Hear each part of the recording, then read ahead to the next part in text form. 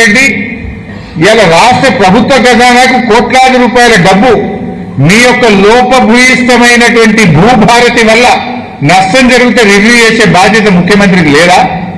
ఎందుకు రెవెన్యూ మంత్రిని చూస్తే భయపడుతున్నావా? పొంగిలేటి అంటే నీకు భయమా? కారణమేంటి? పొంగిలేటి బయట పెట్టడా, ముఖ్యమంత్రి రివ్యూ చేయడా? ఇది ప్రజల సొమ్ము కదా. రైతు బంధు ఇయ్యే చేత కాదు నీకు. రైతు బంధు ఇయ్యకుండా రైతుల ఉసురు పోసుకుంటా ఉన్నాను. వాళ్ళ ముఖ్యమంత్రి గారు ఏమైనా అడిగితే డబ్బులు లేవంటాడు. నీకు మాత్రం 100 కోట్ల రూపాయలతో నువ్వు క్యాంప్ ఆఫీస్ కట్టుకోవచ్చు, 100 కోట్లు పెట్టి ఫుట్బాల్ ఆడొచ్చు. నీకు ఫుట్బాల్ ఆడడానికి పైసలు ఉంటాయి, కోట్ల రూపాయలతో క్యాంప్ ఆఫీసులు కట్టుకోవడానికి పైసలు ఉంటాయి, అందాల పోటీలు నిర్వహించడానికి పైసలు ఉంటాయి, లేదు ఫ్యూచర్ సిటీలో 1,00,000 కోట్లు ఖర్చు పెట్టడానికి పైసలుంటాయి, మూసీలో పేదల ఇండ్లు కూడగొట్టి గాంధీ విగ్రహం పేరిట 1,000 కోట్ల రూపాయలు ఖర్చు పెట్టడానికి పైసలుంటాయి. రైతులు అనగానే పైసలు లేవని చెప్పి ఇవాళ మాట్లాడుతూ ఉన్నాడు. రేవంత్ రెడ్డికి బూతుల మీద ప్రేమ ఉన్నది కానీ రైతుల మీద ప్రేమ లేదు. బూతులు మాట్లాడడానికి నీకు నోరు వస్తుంది, రైతుల గురించి మాట్లాడడానికి నోరు రాదు. ఇలా సాదా బైనామా.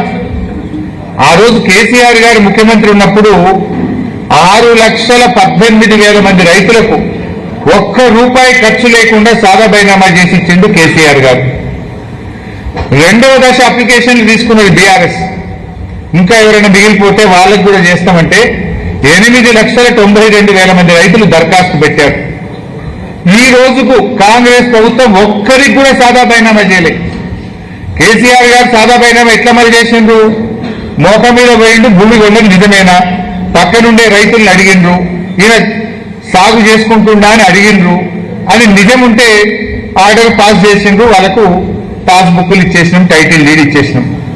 కానీ ఇలా కాంగ్రెస్ వచ్చినాక ఆ రోజేమో ఎలక్షన్ల ముందు ఏం చెప్పిండు?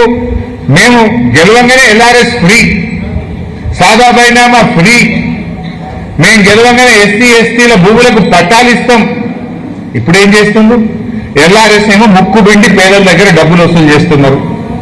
ఎస్సీల భూములకు పట్టాలు ఇస్తామని చెప్పి పట్టాలు ఇస్తలేరు. కానీ ఎస్సీల భూములు రేవంత్ రెడ్డి ముఖ్యమంత్రి అయిన తర్వాత 1,00,000 ఎకరాల ఎస్సీ భూములను ఇలా ప్రభుత్వం స్వాధీనం చేసుకున్నది.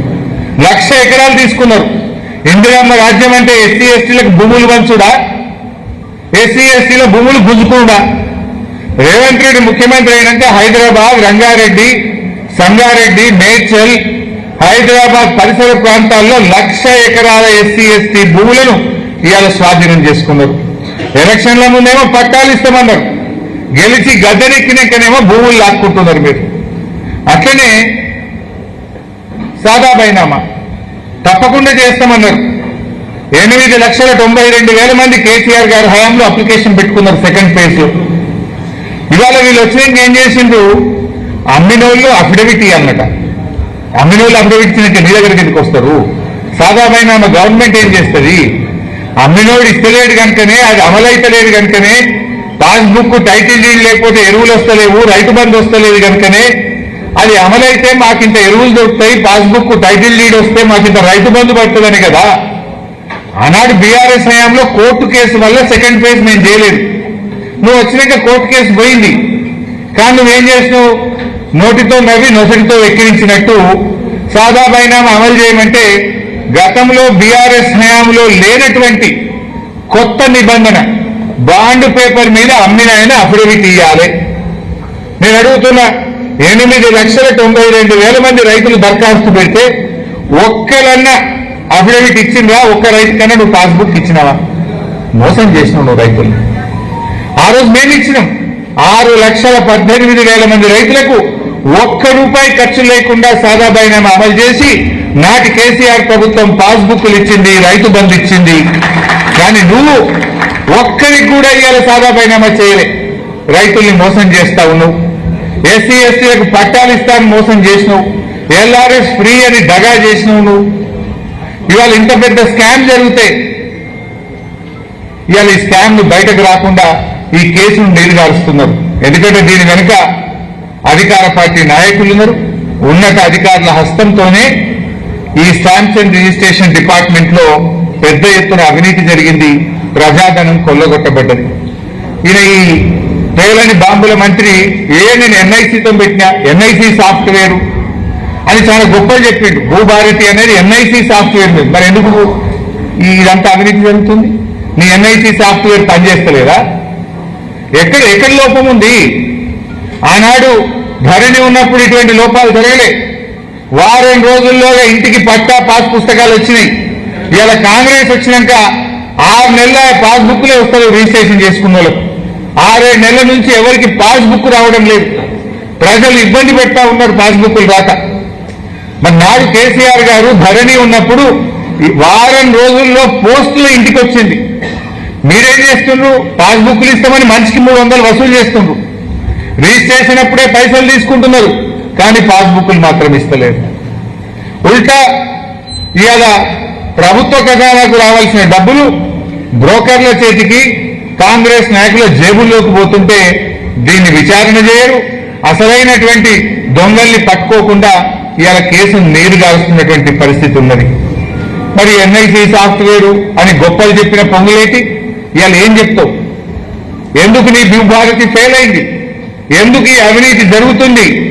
ఇవాళ పొంగులేటి గారు సమాధానం చెప్పాల్సినటువంటి అవసరం ఉంది. ఎవరో ఆపరేటర్ బసవరాజుని అరెస్ట్ చేసి కేసు అయిపోయిందంటారు. బసవరాజు వెనుక ఉన్న అధికార పార్టీ నాయకులు ఎవరు? బసవరాజు వెనుక ఉన్న ఉన్నత అధికారులు ఎవరు బయటకు దిగరా? ఇది మళ్లీ భవిష్యత్తులో జరగకుండా కఠిన చర్యలు తీసుకోరా? బీఆర్ఎస్ నాయకులు మాత్రం అక్రమ కేసులు పెట్టి పడి అరెస్ట్ చేస్తారు. ఈ కేసులో 48 మంది మీద మీరు కేసు పెడితే ఎందుకు 15 మందిని అరెస్ట్ చేసి చేతులు దులుపుకుంటున్నారు? మిగతా వాళ్ళని ఎందుకు వదిలిపెట్టినారు? ఎందుకు లోతైనటువంటి విచారణ జరపడం లేదో ఇవాళ ప్రజలకు సమాధానం చెప్పాలని చెప్పి కూడా నేను డిమాండ్ చేస్తా ఉన్నా. మరి సిట్, సిఐడిలో, కమిషన్లో అది కేవలం ప్రతిపక్షాలకే పరిమితమా? అంటే ప్రతిపక్షాల మీద పగబట్టుడు, పేదల ఇల్లు కూలగొట్టుడు, ఇంతేనా నువ్వు చేసేది? ప్రతిపక్షాల మీద పగబట్టుడు, పేదల ఇల్లు కూలగొట్టుడు, లాస్ట్కి ఇలా గుడిని కూడా కూలగొట్టుడు. ఇక నిన్నటిదాకా ఇల్లు కూలగొట్టిండ్రు.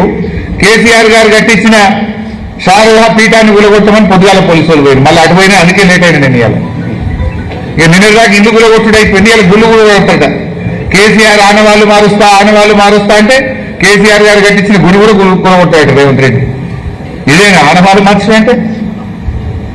అందువల్ల నేను పొద్దున అనుకోకుండా అటుపోతే గంటన్నర లేట్ అయినా క్షమించాలి మీరందరూ కూడా. ఇటీవల 2.5 ఏళ్ల కాంగ్రెస్ పాలనలో ముఖ్యమంత్రి, మంత్రుల ఆస్తులు పెరిగినాయి, పేదల బతుకులు అయితే మారలే. రైతు బంధు రాదు, కళ్యాణ లక్ష్మి చెక్కులు రావు, బోనస్ రాదు, కేసీఆర్ కిట్ రాదు, పంటల బీమా రాదు. మంత్రులకు మాత్రం ఆస్తులు పెరుగుతున్నాయి, ముఖ్యమంత్రి ఆస్తులు పెరుగుతున్నాయి. ముఖ్యమంత్రి అన్నదమ్ముల ఆస్తులైతే ఇలా అడ్డగోలుగా పెరుగుకుంటా పోతున్నాయి.